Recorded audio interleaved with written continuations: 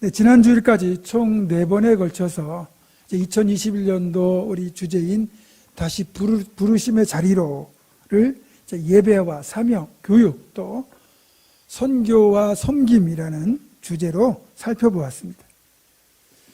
여러분들이 이제 하나님께서 여러분을 부르신 자리가 분명히 있습니다. 사명의 자리, 예배의 자리, 기도의 자리, 섬김의 자리, 선교의 자리, 그 어떤 자리이든지 간에 여러분이 그 자리를 반드시 회복하셔서 하나님께서 기뻐하시는 2021년도를 만들어 가기를 주님의 이름으로 축원합니다. 이른 아침 수탉이 울면 그 수탉의 울음소리와 함께 이제 자리에서 일어나서 하루 종일 고된 노동을 해야 되는 노예가 있었습니다. 수탉이 울기만 하면 일어나서 그런 고된 일을 하다 보니까 이 노예가 수탉의 울음소리가 너무 싫은 거예요. 그래서 어느 날 주인 모르게 이 수탉을 죽였습니다. 자, 그렇다면 노예는 아침에 일어나지 않아도 될까요? 그렇지 않죠. 수탉이 울지 않아도 어김없이 아침은 밝아오고 또 이 노예는 하루 종일 고된 노동에 시달려야 됩니다. 이 노예가 이런 삶을 벗어나기 위해서는 노예에서 해방이 된다거나 아니면 자신의 아침을 맞이하는 태도를 전향적으로 바꿔야 합니다. 제가 왜 이 말씀을 드리느냐? 오늘 설교와 이 말씀이 관련되어 있거든요. 현대 그리스도인들이 가장 싫어하는 것 중에 하나가 죄에 대한 설교랍니다. 왜냐하면 죄에 대한 설교는 이 수탉의 울음소리처럼 우리 심령 속에 들어있는 죄책감을 자극해서 불편하게 만들거든요.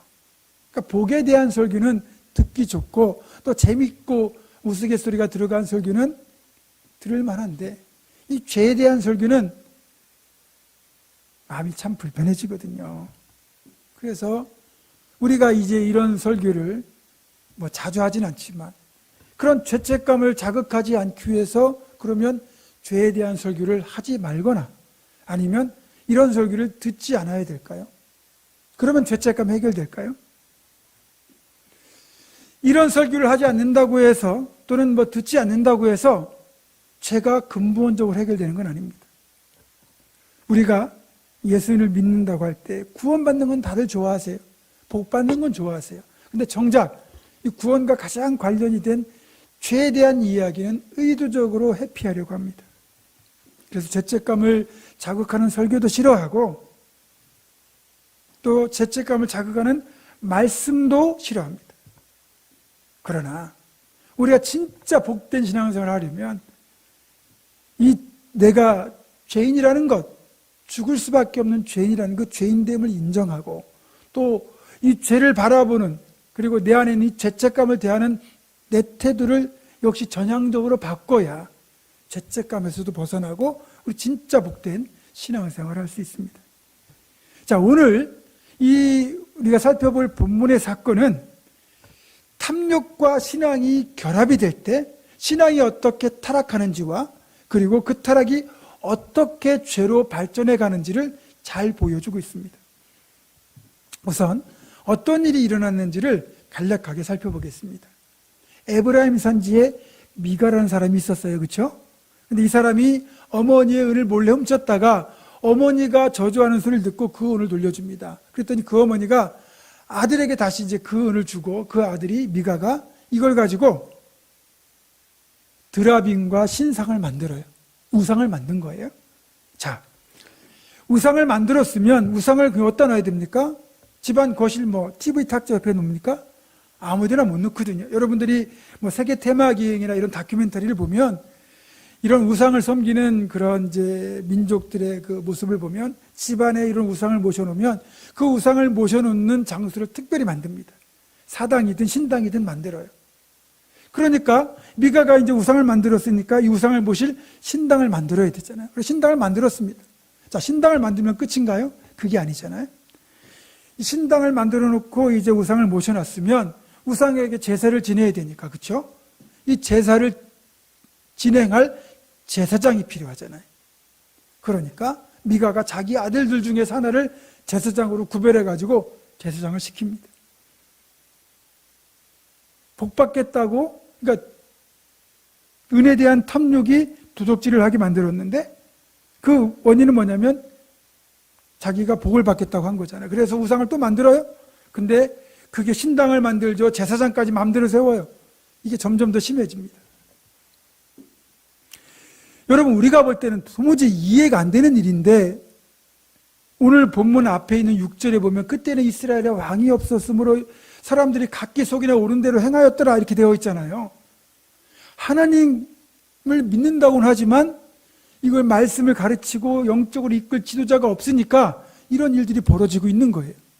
자, 그런데 이제 이어지는 내용을 보니까 유다 베들레헴에 살던 그런 레위 청년이 하나 있었어요.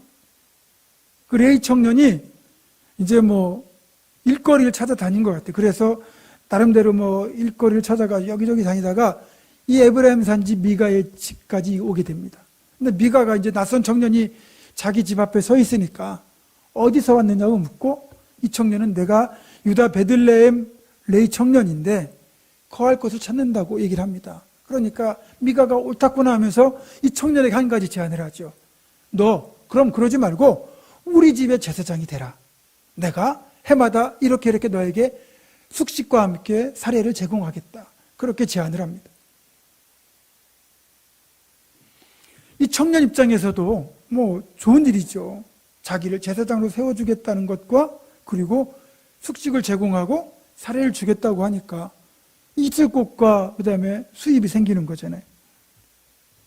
그러면 갑자기 미가가 왜 이 청년을 불쌍히 여겨가지고 이런 일자리를 주는 겁니까? 아니에요. 오늘 보면 13절을 보면 어떻게 되어 있습니까? 이에 미가가 이르되 레위인이 내 제사장이 되었으니 이제 여호와께서 내게 복 주실 줄을 아노라 하였더라. 복 받겠다고 자기 집에 우상 만들고 신당 만들고 아들까지 제사장으로 세웠는데 결과가 별로 신통치 않았던 것 같아요. 그래서 미가가 생각할 때는 레위인이 제사장이 돼야 되는데 내 아들을 세워서 그럴까? 이런 생각을 했던 것 같죠. 그래서 마침 레위 청년을 만나니까 자기 집에 제사장이 되달라고 그렇게 제안을 한 거예요. 레위 청년 입장에서도 꽤 마음에 드는 제안이었고 그래서 이 제안을 받아들입니다. 자, 여기에서 보면 미가도 그렇고 이 레위 청년도 그렇고 지금 자기들이 하고 있는 일이 옳은지 그른지는 관심이 없어요. 이들이 복이라고 표현하는 그 탐욕을 채울 수만 있다면 하나님의 이름도 팔고 얼마든지 우상 숭배도 할 수 있는 거예요. 그래서 하나님의 이름으로 우상도 만들고 제사도 지내고 제사장도 세우는 거죠. 그게 여호와를 멸시하는 죄로 이어지고 있습니다. 탐욕에서 출발한 죄가 그렇게 우상 숭배와 하나님이 가장 싫어하는 이 우상 숭배와 멸시하는 죄, 하나님을 멸시하는 죄로 이어지고 있다는 거예요. 그러던 어느 날 여기에 또 다른 사건이 더해지게 됩니다. 이어지는 18장을 보게 되면 그때까지도 자기들이 거주할 땅을 찾지 못한 단지파가 자기 지파에서 5명을 선발해가지고 이스라엘 전역을 두루다니면서 우리 지파가 거할 만한 땅을 찾아오라는 명령을 내립니다. 그래서 5명의 정탐꾼이 또 두루다니다가 에브라임 산지에 와서 이 미가의 집에서 하룻밤 신세를 지게 됩니다. 그런데 여기서 하룻밤을 지내다 보니까 이 집에 우상도 신상과 드라빔도 있고 신당도 있고 제사장도 있는 거예요. 그것도 레위 청년이 있는 거예요. 그래서 그 레위 청년에게 한 가지를 부탁합니다. 우리가 이렇게 땅을 찾아다니는데 우리 길이 형통할지를 여호와 하나님께 물어서 좀 알려달라. 그런데 레위 청년이 너희 길이 형통할 테니까 걱정하지 말고 가라 그러는 거예요. 그리고 이 5명이 이제 그 다음날 미가의 집을 떠나가지고 여기저기 다니다가 라이스라고 하는 곳에 이르러 보니까 외부 세계와는 고립되어 있는데 나름 평안하고 풍요하게 살고 있는 현지 부족을 발견합니다. 그리고는 이제 단지파의 본거지로 돌아가서 그 땅을 점령하자고 제안을 하죠. 그래서 단지파에서 이번엔 600명의 정예 용사를 선발해가지고 라이스로 이들을 점령하라고 이제 보내는 거죠. 이들이 가는 길에 5명의 정탐꾼이 이제 앞서갈 길 안내를 할 거 아닙니까? 근데 곧바로 라이스로 가지 않고 에브라임 산지 미가의 집에 들려가지고 미가의 집에 있던 신상과 그 다음에 드라빔 에봇 이것을 챙깁니다. 그랬더니 그때는 미가가 집에 없었던 것 같아요. 이걸 본 레위 청년이 깜짝 놀라가지고 뭐 하는 거냐 그랬더니 단지파가 그 자리에서 이런 말을 하죠. 자, 생각해봐라. 네가 한 집안의 제사장이 되는 것과 한 지파의 제사장이 되는 것, 둘 중에 어떤 게 더 낫겠느냐? 그렇잖아요? 한 집안의 제사장이 되는 것보다는 한 지파, 우리로 말하면 지방자치단체, 그렇죠? 도나 시의 제사장이 되는 거니까 뭐 비교가 안 되는 거죠. 그랬더니 그 말 듣고 또 솔깃한 이 레위 청년이 거기 있는 모든 도구를 챙겨가지고 이들을 따라갑니다. 그리고 뒤늦게 이 사실을 안 미가가 사람들을 끌고 자기 신상과 제사장 찾겠다고 단지파를 쫓아가지만 숫자가 비교가 안 되잖아요. 600명의 무장한 군인 앞에서 뭐 어디 시비가 되겠습니까? 그러니까 말도 못 붙이고 결국은 포기하고 돌아오게 되죠. 그리고 이들이 이제 라이스를 정복하고 그 지역을 단이라고 이름 붙이고 거기에 정착하게 되는데 오늘 본문 뒤에 이제 18장 30절을 보면 이들이 거기서 미가가 만들었던 신상을 숭배하며 뿌리를 내렸다 이렇게 보도하고 있어요. 이스라엘 12지파 여호와를 섬기는 단지파가 미가가 만든 그 신상을 하나님이라고 여기고 그때까지 숭배하고 있었다는 거니까 이게 얼마나 큰 죄악인지 여러분 아시겠죠? 그래서 이 미가와 레위 청년 단지파까지 개입이 된 이 사건은 죄의 심각성과 확장성을 잘 보여줘요. 탐욕에서 출발된 잘못된 신앙인데 그것이 우상숭배로 이어지고 그 우상숭배가 처음에는 개인에서 가정으로 그리고 가정에서 이제는 단지파까지 확장되는 것을 발견하게 돼요. 그래서 이 죄는 참 무서운 겁니다. 이 죄의 심각성, 확장성은 다음 주에 한 번 더 별도로 살펴보겠습니다. 자, 여러분 이 탐욕이 왜 무섭냐면 이 탐욕에서 출발하는 우상숭배는 죄책감을 없애줘요. 죄책감이 없어요. 왜냐하면 우리가 경계해야 되는 것 중에 하나가 이 죄책감을 주지 않는 형태의 죄인데 그런 거 있잖아요. 탐욕을 추구한다고 해가지고 내가 뭐 누구를 죽인 것도 아니고 남에게 뭐 굳이 피해를 끼치지 않는다면 이게 왜 나쁜 거냐라고 얼마든지 생각할 수 있거든요. 그래서 이런 종류의 죄는 죄책감이나 죄의식 없이 계속해서 확장돼 간다는 특징이 있어요. 그런데 정작 하나님 앞에는 엄청난 죄가 되거든요. 자, 오늘 본문의 사건이 더 문제가 되는 건 이 사건의 어떤 우상숭배와 죄가 저질러지는 가운데 여호와의 이름이 여기에 언급된다는 거예요. 차라리 하나님과 상관없이 죄가 저질러지고 행해진다면 덜하겠는데 미가도 그렇고 레위인도 그렇고 이 단지파도 그렇고 사실은 이 모든 걸 여호와의 이름으로 행하는 거예요. 미가가 뭐라고 그럽니까? 이제 레위인이 내 제사장이 되었으니 여호와께서 내게 복 주실 줄을 내가 아노라. 처음에 미가가 어머니의 은음 쫓다가 돌려줄 때도 여호와께서 네게 복 주시길 원하노라 이렇게 하나님의 이름을 언급하는데 정작 이들이 하는 짓이나 지금 우상숭배하는 것은 하나님이 가장 가증히 여기는 10계명 중에 하나를 어기면서 지금 이 짓을 저지르고 있거든요. 근데도 아무런 죄책감이나 죄의식이 없습니다. 죄라는 걸 몰라요. 레위 청년은 또 어떻습니까? 자, 제사장은 하나님께서 레위 지파 중에 레위 족속 중에서 아론과 아론의 후손들만 제사장이 될 수 있어요. 레위인은 제 아무리 모세의 자손들이라 할지라도 제사장을 돕는 역할밖에 못합니다. 이 청년을 그 30절을 보면 모세의 후손이었다고 그렇게 되어 있거든요. 제 아무리 모세의 후손이라도 제사장이 될 수는 없어요. 그런데 거리낌 없이 제사장이 되고 제사장이 할 수 있는 일들을 지금 하고 있잖아요.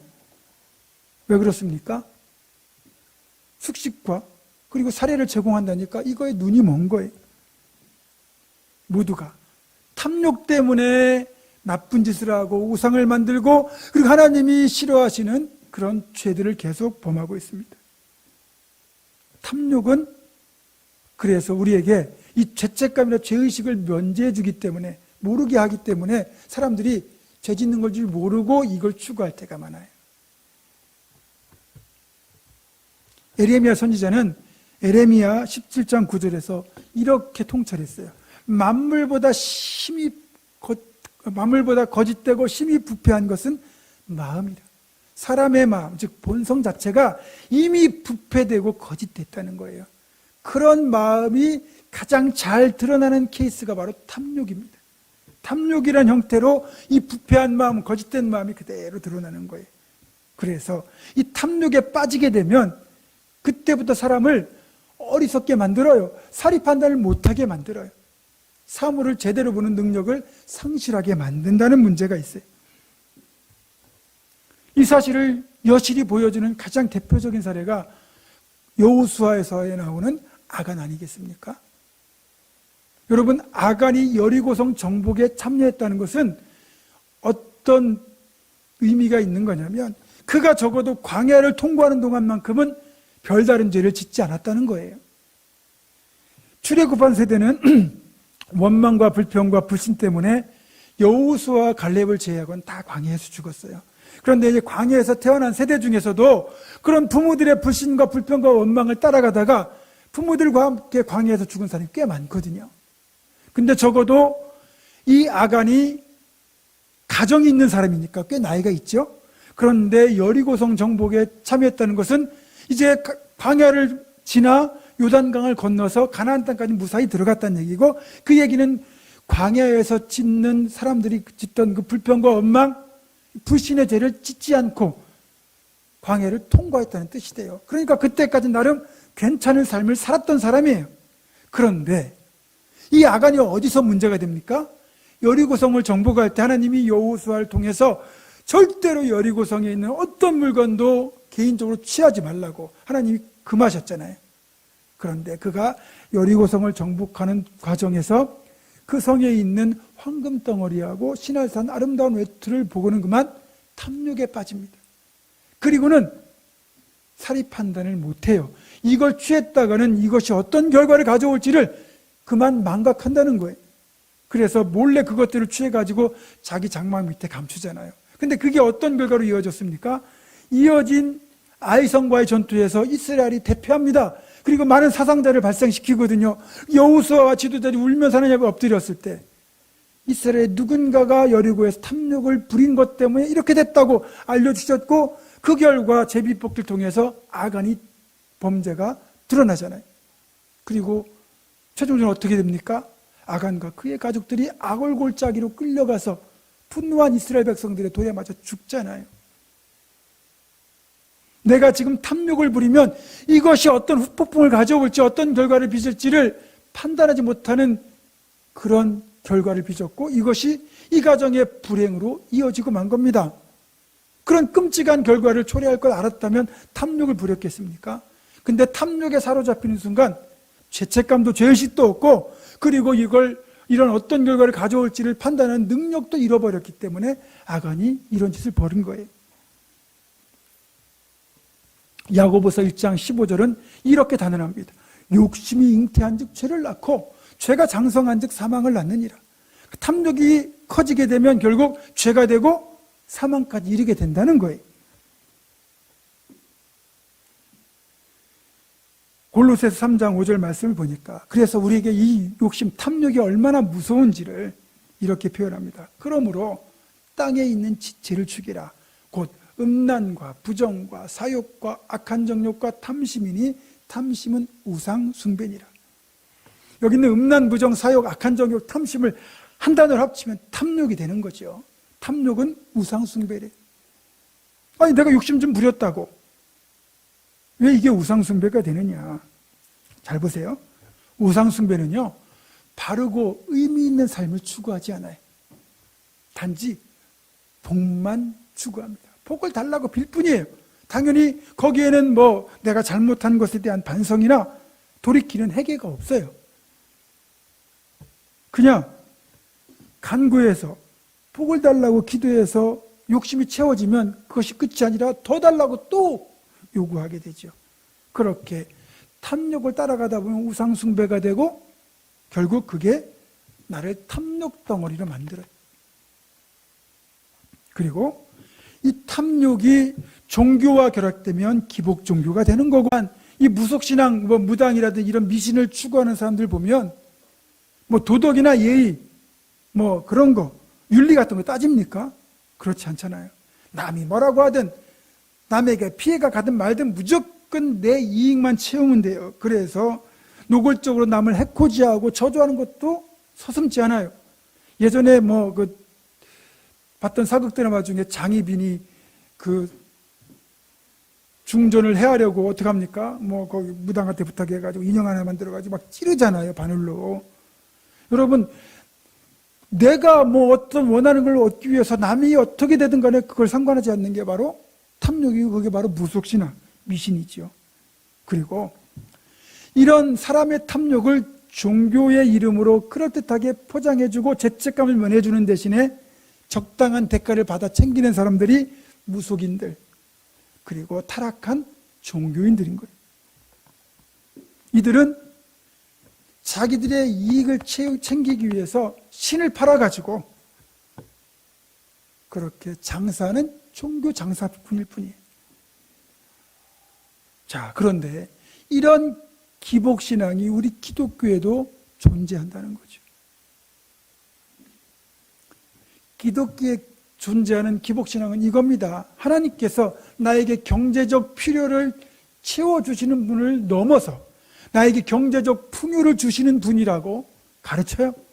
그리고 인간 내면에 있는 이 본능적인 탐욕을 자극해서 하나님의 이름을 빙자해서 물질을 쌓는 걸 추구하도록 만들어요. 그러니까 하나님 대신에 사실은 하나님을 섬기는 것처럼 말은 하지만 만몬이라고 하는 물질 우상을 섬기게 만들죠. 오늘 본문에 나오는 미가도 그렇고 레이 청년도 그렇고 단지파까지 사실은 다 하나님의 이름으로 만몬이라는 우상을 섬기는 사람들인 거예요. 이처럼 기복신앙은 하나님이 목적이 아니라 복 받는 게 목적이 되는, 그러니까 목적과 수단이 변질된 거죠. 하나님은 복을 주시는 수단으로 그냥 사용될 뿐이에요. 그러면 이런 기복신앙의 문제가 뭐냐? 자, 이런 사람들은 하나님의 응답, 물질의 복을 얻기 위해서 열심히 기도하고 헌금하고 봉사생활을 합니다. 그렇게 노력을 합니다. 근데 정작 내가 그렇게 복을 받기 위해서 열심히 신앙생활을 했는데 별로 달라지는 게 없으면 두 가지 반응이 나타나죠. 하나는 에이, 기독교 하나님도 별것 없구나. 그리고 신앙을 버리거나, 아니면 하나님을 채무자로 만들어요. 내가 이만큼 당신을 섬겼으면 당신은 당연히 나한테 복을 주셔야지 왜 복을 안 주십니까? 그렇게 하는 게 따지거든요. 그러니까 하나님은 잘못하신 것도 없이 복을 주셔야 되는 채무자가 되는 거예요. 자기가 잘못한 게 아니고 하나님이 잘못한 게 된다니까요. 그리고 이런 기복신앙의 문제가 어디에 있냐면 하나님을 신이 아니라 머슴으로 여기는 거예요. 여러분, 알라딘의 요술램프에 나오는 진이 있죠. 애니메이션이나 영화로 제작돼서 보셨겠지만 그 요술램프에 들어있는 그 파란색 지닌 그 엄청난 거인의 그 지니, 그 지니는요 힘도 엄청 세고요 능력도 엄청 많습니다. 그래서 이 램프의 주인이 요구하는 걸 다 들어줄 정도예요. 자, 그러면 이 지니가 신입니까? 아니면 머슴입니까? 능력은 신인데 그의 존재는 머슴이에요. 왜냐하면 이 요술램프의 주인이 원하는 대로 해줘야 되거든요. 요술램프의 주인에게 꼼짝을 못해요. 자, 우리는 신앙생활 한다고 하면서 이 기복신앙으로 치우치게 되면 하나님은 나에게 무조건 복을 주셔야 되는 머슴, 진이 같은 머슴으로 전락한다니까요. 내가 하나님이 기뻐하시는 삶을 살기 위하여 애쓰고 노력하며 내가 할 것을 최선을 다한다면 나는 무익한 종이라 말하면서 하나님이 복을 주시면 정말 감사한 일이고 그리 아니하실지라도 그래도 믿음 잃지 않고 감사할 수 있는 신앙이 진짜 신앙인데, 이 기복신앙은 하나님을 머슴으로 채무자로 만드는 거예요. 그래서 우리가 점검해야 되는 것이, 나는 나름대로 열심히 신앙생활을 하고 있다고 생각하는데 정작 하나님을 그런 기복신앙의 대상으로 만들고 있지 않은지 돌아봐야 됩니다. 탐욕이라는 우상을 내가 혹시 숭배하고 있는 건 아닌지 점검을 하는 거죠. 이 탐욕은요, 예나 지금이나 바뀌지 않습니다. 탐욕 때문에 인류는 도둑질, 강도질, 살인도 서슴지 않았고요. 전쟁까지 일으켰습니다. 지금도 세상은 탐욕으로 그렇게 가득 차 있죠. 이런 탐욕을 숭배하는 사람의 욕심을 기가 막히게 표현한 사람이 있는데 15세기와 16세기에 걸쳐 활동했던 이탈리아의 사상가이자 정치 철학자인 마키아벨리가 군주론이라는 책에서 이렇게 표현합니다. 자기의 부모를 죽인 사람은 용서할 수 있어도 자기의 재산을 탈취한 사람은 용서할 수 없다. 이게 사람이래요. 솔직히 우리가 볼 땐 이해가 안 되지만 이게 사람의 본성이거든요. 부모를 죽인 사람은 용서할 수 있지만 내 재산에 피해를 끼쳤다? 분노하거든요. 예나 지금이나 이 물질에 대한 사람의 욕심이 끝이 없다는 반증입니다. 자, 여러분, 그러면 이 팔복이 포함된 예수님의 산상수훈이 파격적인 이유가 어디 있겠습니까? 예수님 당시에도 물질을 최고로 여기고 그렇게 살아가던 기복신앙을 추구하던 이들에게 주님이 혁명적인 선언을 하셨거든요. 부자가 복이 있다고 생각하던 그 사람들에게 예수님은 가난한 자가 복이 있다고 말씀을 하셨어요. 늘 웃고 즐거워하는 자가 복이 있다고 생각했는데 애통하는 자가 복이 있다는 거예요. 떵떵거리고 남 위에 군림하면서 다스리는 사람이 복이 있다고 생각했는데 박해받고 고난받는 자가 복이 있다고 주님이 말씀하시거든요. 그런데 그 당시 사람들이나 지금 우리들이나 오히려 이런 말씀은 죄책감을 자극하니까 일부러 피하고요. 그저 내게 좋은 말씀, 복에 약속된 말씀만 우리가 말하면 편식하듯이 읽는 경우가 또 그 말씀을 찾는 경우가 적지 않게 있다는 거죠. 예전에 이제 다른 교회에 있을 때도 그랬고, 이 송구혁신 예배가 때가 되면 이 기도 제목과 그리고 감사헌금을 이렇게 들고 목사님 앞에 섭니다. 그러면 그걸 내고 목사님으로부터 기도를 받고, 그리고 옆으로 가면 헌금 바구니 안에 말씀 카드가 들어있어요. 그럼 그 말씀 카드에는 뭐 좋은 게 다 들어있죠. 사랑하는 자의 내용이 잘된 같이 범사에 잘되고 강건하길 내가 간구하노라, 내가 어디 가도 복을 받아, 이런 그런 좋은 구절들 있잖아요. 이게 들어있는 게 있습니다. 그러면 그렇게 이제 카드나 싹 뽑아 돌아가요. 전 이걸 보면서 어떤 생각이 들었냐면, 야, 이게 복채 주고 부적받는 사람들과 뭐가 다르냐. 하나님 때로는 우리에게 찔리는 말씀도 주실 수 있고 또 복이 되는 말씀도 주실 수 있고, 그것을 내가 말씀을 읽다가 기도하다가 또는 설교를 듣다가 하나님께서 말씀을 주실 때 그 말씀이 내 말씀이 되는 거지, 이렇게 감사헌금 하나 내고 카드 하나 뽑아가지고 오늘 좋은 말씀 주셨네, 이게 건강한 신앙이겠습니까? 그래서 저는 그걸 안 합니다. 근데 최근에 이제 코로나 때문에 송구혁신 예배를 못 드렸잖아요. 한국 교회가 다 못 드렸거든요. 그랬더니 이 카카오톡으로 어떤 거 하나 보내주는데 거기에 보면 또 말씀 뽑기 앱이 있더라고요. 어플이 있더라고요. 제가 그래서 동기 목사들 방에 그게 올라왔길래 좀 뭐라고 했어요. 여러분, 하나님의 말씀은 내게 복이 되든 아니면 내게 찔림이 되든 간에 내게 주실 때 다 받아야 돼요. 그게 건강한 신앙이에요. 저는 솔직히 여러분이 복 받기를 위해 기도합니다.